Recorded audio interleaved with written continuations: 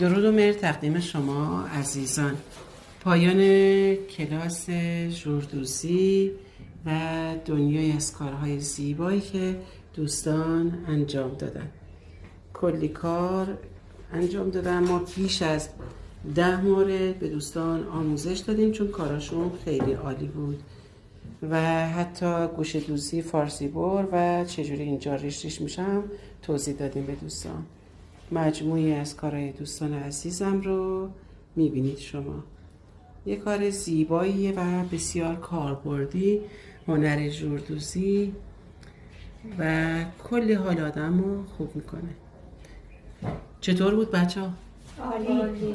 زنده باشه. این جالب ژوردوزی هم یه جایی با گلدوزی قاطی کرده، یعنی بله، با همه سوزندوزی ها میشه، با هر سوزندوزی در مرکز کار میشه این کار زیبا رو انجام داد.